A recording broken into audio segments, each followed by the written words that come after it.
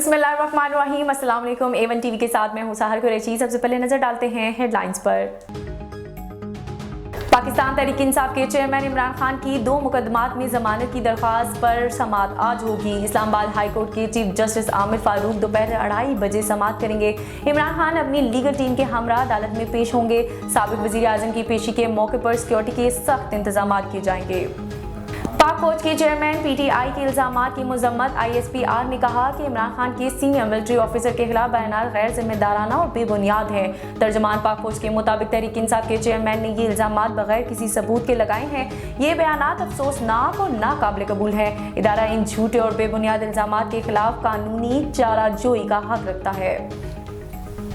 Israeli forces की जानिब से गज़वा की पट्टी पर किए जाने वाले फ़ज़ाई हमलों में इस्लामी जहाद तहरीक के 3 कमांडर समेत कम से कम 10 फ़लस्तीनी शहीद हो गए। फ़ज़ाई हमलों में रिहायशी अपार्टमेंट्स और इस्लामी जहाद के सीनियर कमांडर्स के घरों का निशाना बनाया गया। हमले के नतीजे में कई इमारतें और घर भी तबाह हो गए।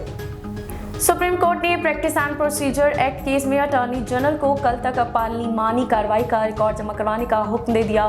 चीफ जस्टिस उमर अता बंदियाल की सरबराही में 8 रुकनी बेंच में justice Ijazul Hasan, justice Munib Akhtar, justice Mazahar Naqvi, justice Mohammad Ali Mazhar, justice Ayesha Malik, justice Hasan Azhar Rizvi और जस्टिस शाहिद वहीद बेंच में शामिल है। और वतन अजीज़ के लिए जान का नजराना पेश करने वाले शहदा के ख़ानदानों को कौम खराज अकीदत पेश करती है। सिपाही गुलजार अहमद भी इन्हीं नडर सिपाहियों में से एक हैं जिन्होंने वतन अजीज़ की खातिर शहादत को गले लगाया। सिपाही गुलजार ने 15 अप्रैल 2018 को कुरम एजेंसी में दफ़ा वतन में शाम जहादत नोश किया। वालिद ने बताया कि शहीद को बचपन से ही आर्मी में जाने का शौक था।